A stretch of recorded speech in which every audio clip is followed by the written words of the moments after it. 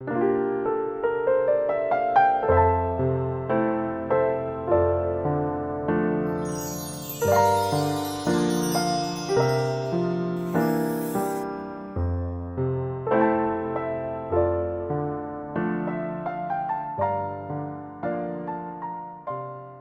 17장 1절에서 14절까지 말씀을 교독합니다. 아브라함이 99세 때에 여호와께서 아브라함에게 나타나서 그에게 이르시되 나는 전능한 하나님이라 너는 내 앞에서 행하여 완전하라. 내가 내 언약을 나와 너 사이에 두어 너를 크게 번성하게 하리라 하시니 아브라함이 엎드렸더니 하나님이 또 그에게 말씀하여 이르시되 보라 내 언약이 너와 함께 있으니 너는 여러 민족의 아버지가 될지라. 이제 후로는 내 이름을 아브라함이라 하지 아니하고 아브라함이라 하리니 이는 내가 너를 여러 민족의 아버지가 되게 함이니라. 내가 너로 심히 번성하게 하리니 내가 내게서 민족들이 나게 하며 왕들이 내게로부터 나오리라. 내가 내 언약을 나와 너 및 내 대대 후손 사이에 세워서 영원한 언약을 삼고 너와 내 후손의 하나님이 되리라. 내가 너와 내 후손에게 내가 거류하는 이 땅 곧 가나안 온 땅을 주어 영원한 기업이 되게 하고 나는 그들의 하나님이 되리라. 하나님이 또 아브라함에게 이르시되 그런즉 너는 내 언약을 지키고 내 후손도 대대로 지키라. 너희 중 남자는 다 할례를 받으라. 이것이 나와 너희와 너희 후손 사이에 지킬 내 언약이니라. 너희는 포피를 베어라. 이것이 나와 너희 사이의 언약의 표징이니라. 너희의 대대로 모든 남자는 집에서 난 자나 또는 너희 자손이 아니라 이방 사람에게서 손으로 산 자를 막론하고 난 지 8일 만에 할례를 받을 것이라. 너희 집에서 난 자든지 너희 돈으로 산 자든지 할례를 받아야 하리니 이는 내 언약이 너희 살에 있어 영원한 언약이 되려니와. 할례를 받지 아니한 남자 곧 그 포피를 베지 아니한 자는 백성 중에서 끊어지리니 그가 내 언약을 배반하였음이니라. 아멘. 할렐루야. 하나님의 크신 은혜와 평강이 오늘도 변함없이 여러분 가운데 가득 넘치기를 주님의 이름으로 축원합니다.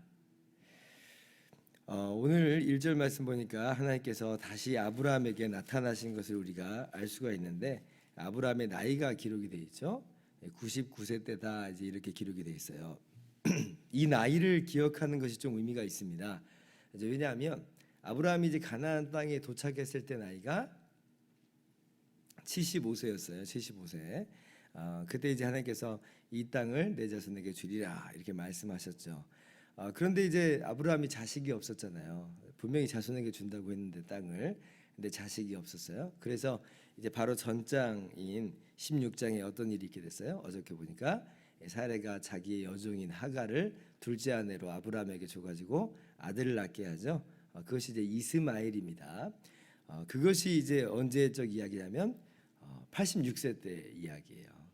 그리고 지금 이제 99세가 됐다는 것은 이스마엘을 낳고 13년이 흐른 이 시점이다라고 하는 것을 우리가 알 수가 있습니다.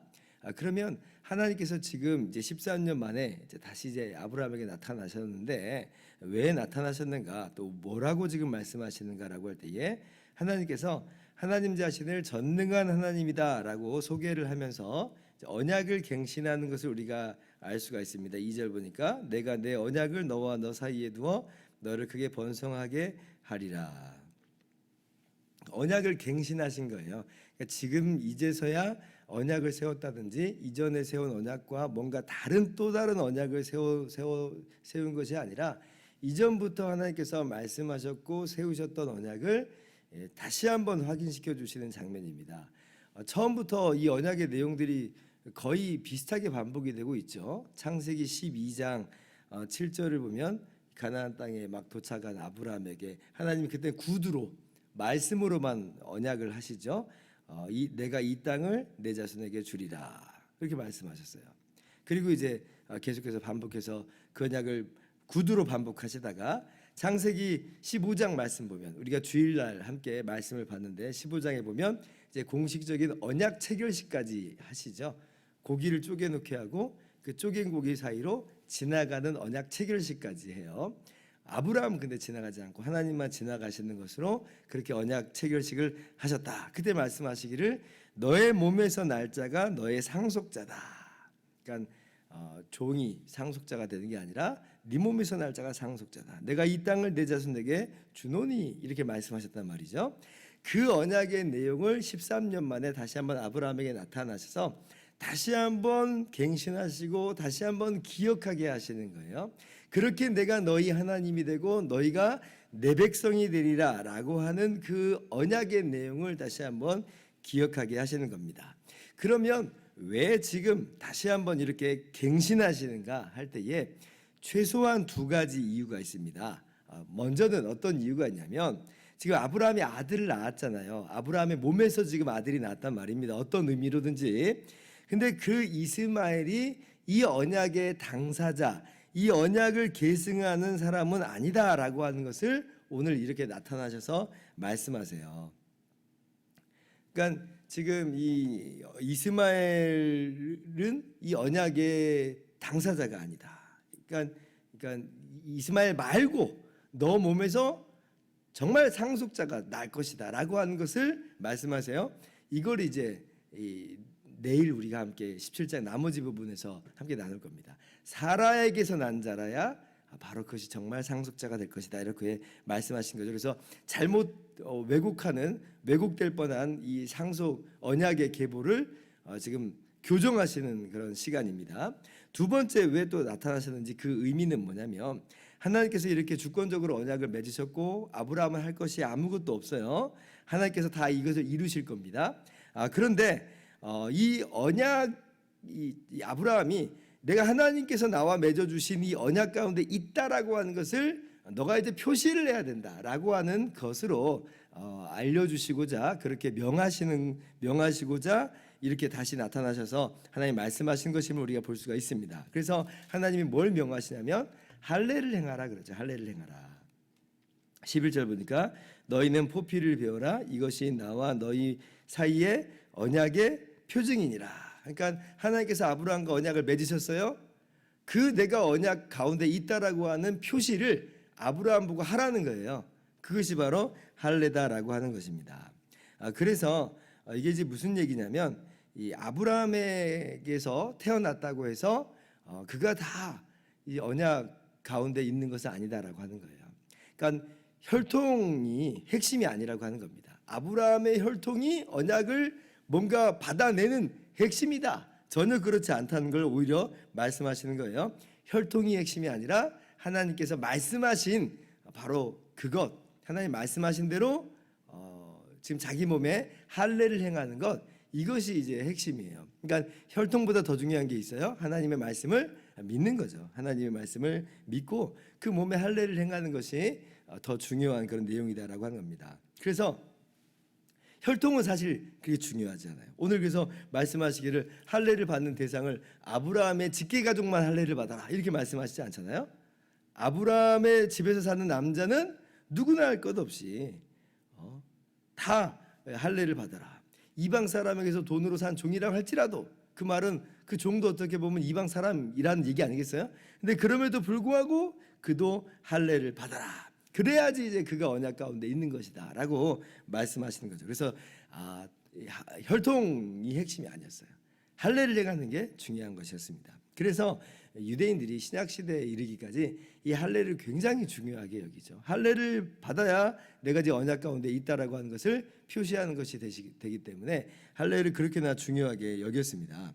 그런데 이제 신약 시대 때 예수님 당시 때 또 그리고 바울 사도가 활동하던 시대 때 그럼 뭐가 문제였느냐라고 할 때에 이 할례가 변질돼 버린 거예요. 이 할례가 내가 하나님을 믿습니다. 하나님께서 내게 언약을 맺어주신 것을 내가 믿습니다라고 하는 그 믿음의 표로서 할례를 하는 것인데, 근데 그들에게는 할례가 어떤 혈통의 표가 된 거예요. 혈통의 표가 되었고 내가 하나님의 언약 백성이라고 하는 것을 외적으로 표시하는 이것을 하나의 나의 어떤 행위로 간주해 버리고 행위로 만들어 버린 게 이제 이게 문제였던 거죠. 그러니까 할례의 원래의 의미를 퇴색시켜 버린 거라 할 수가 있어요. 그래서 바울 사도께서 로마서 2장 28절에 뭐라고 말씀하세요? 무릇 표면적 유대인이 유대인이 아니요 표면적 육신의 할례가 할례가 아니니라. 그러니까 지금 껍데기로 지금 혈통을 갖고 있다든지 껍데기로 표시낸 것이 핵심이 아니라고 하는 거예요. 오직 이면적 유대인이 유대인이며 할례는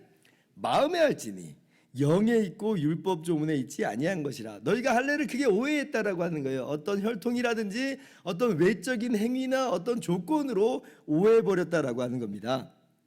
골로새서 2장 11절에도 이렇게 말씀하세요. 또 그 안에서 너희가 손으로 하지 아니한 할례를 받았으니 곧 육의 몸을 벗는 것이요 그리스도의 할례니라.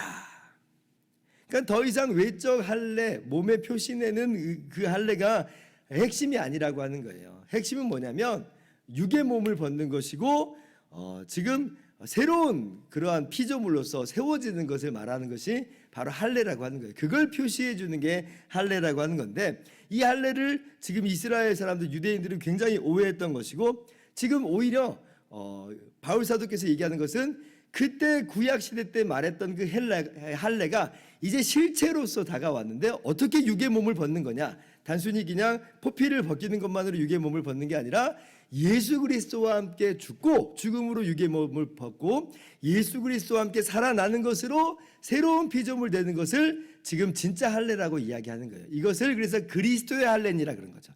주님과 함께 죽고 주님과 함께 산 자가 됐다. 이게 진짜 할례의 본의미라고 하는 거예요. 그래서 우린 더 이상 이제 그림자로서 이 언약의 표시가 되었던 할례를 받지 않습니다. 의미가 없어요. 이미 실체가 이미 왔기 때문에 우리 실체 안에 머무르면 되는 거예요. 할례 안에 머무르는 게 아니라 그리스도와 함께 죽고 그리스도와 함께 사는 것으로 머무르게 되는 것이 실체가 왔으니까. 그것을 이제 우리는 어떤 식으로 우리가 대내외적으로 스스로에게도 이제 표시를 하냐면 세례로 표시를 하죠. 세례를 받음으로 우리가 그리스도와 함께 연합된 자로서 그리스도와 함께 죽었고 그리스도와 함께 산 자라고 하는 것을 이렇게 나타내어 보여주는 겁니다. 그래서 우리가 더 이상 할례를 받을 필요는 없어요. 그러나 지금 아브라함 당시에 이 할례의 의미는 뭐냐면 내가 언약 백성 안에 들어왔다. 내가 하나님의 언약을 믿는다라고 하는 것을 자기 마음 가운데 자기 몸을 통해서 표시를 하는 것이다. 우리도 마찬가지예요. 우리가 예수 그리스도 안에서 하나님과 맺은 언약 가운데 있는 겁니다. 어떻게 그렇게 우리가 표시하느냐? 주님과 함께 죽고 주님과 함께 사는 것으로 우리는 새로운 피조물이 된 거예요. 하나님의 그리스도 안에서 하나님께서 우리에게 맺어주신 언약 가운데 우리가 거기서 들어가게 된 거예요. 그래서 우리가 이제 할례를 받지는 않습니다. 그러나 우리가 오늘 말씀 통해서 확인하는 건 뭐냐면 그렇게 이제 할례를 받은 하나님의 백성이 되었으므로 하나님의 백성임으로 아브라함에게 요구하시는 내용을 우리가 우리 마음 가운데 이제 새겨야죠. 뭘 요구하시냐면 1절 보세요. 자, 너는 내 앞에서 행하여 완전하라. 아브라함에게 요구하는 바가 있어요. 그렇게 해야지만 언약 가운데 있는 거다 이런 말이 아니에요. 하나님께서 언약을 맺으셨고 언약의 표시인 할례가 있어요. 그런 아브라함에게 어떤 삶을 살아가야 마땅한 것을 지금 말씀하고 있냐면 새로운 피조물로서 하나님의 백성 됐잖아요. 그러니까 하나님 안에서 하나님 앞에서 행하라는 거예요. 완전하게 행하라는 거예요. 이것이 삶의 방향이라는 거죠.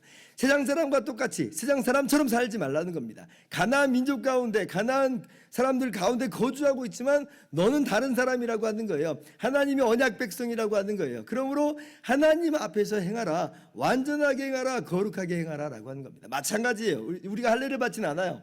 실제로서 주님과 함께 죽고 새로운 피조물로 살았으니까 받을 필요가 없어요.